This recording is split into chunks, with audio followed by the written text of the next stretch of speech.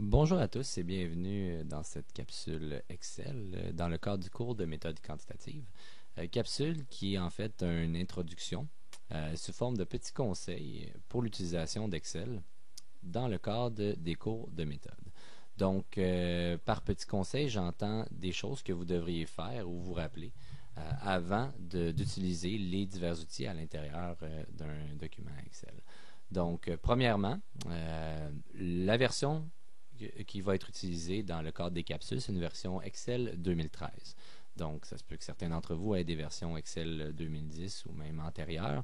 Pas de panique. Si jamais c'est le cas, vous pouvez toujours communiquer avec moi via les forums, advenant que les outils sont pas exactement les mêmes ou que vous vous sentez un petit peu confus face aux capsules Excel que je vous ai présentées.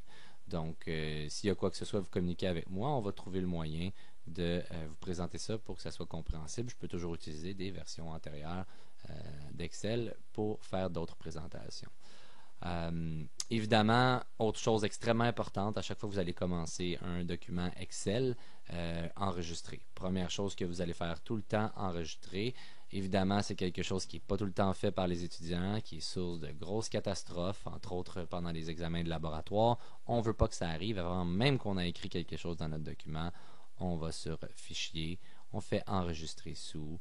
Moi, j'ai fait un dossier classeur test. Dans classeur test, on le nomme, bon, peu importe ici, intro. Intro. Et voilà. Donc, j'ai enregistré mon document. Après, au fur et à mesure, je vais faire des modifications. J'aurais juste à appuyer sur la petite disquette pour les enregistrer et mettre le fichier à jour.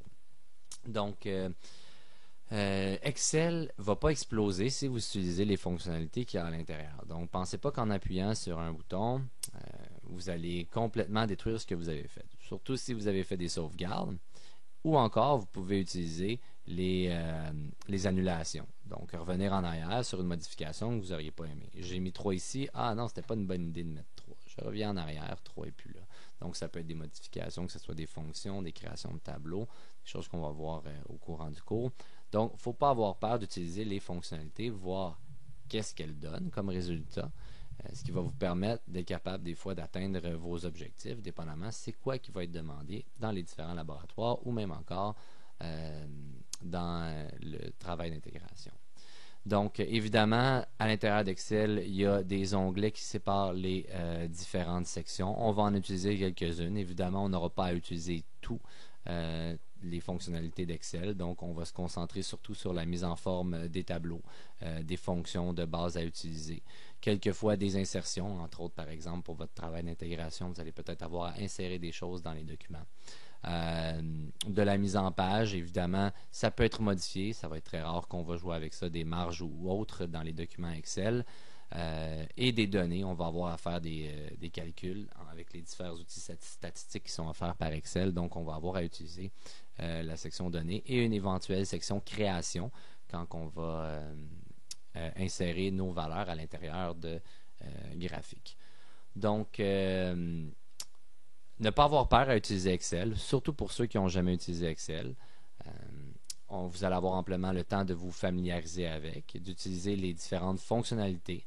Il y a des tutoriels en ligne sur Google, pas beaucoup, mais vous pouvez en trouver. Le but justement des capsules qui vous sont présentées, c'est de vous donner des outils afin d'être capable de progresser à l'intérieur du cours de méthode quantitative.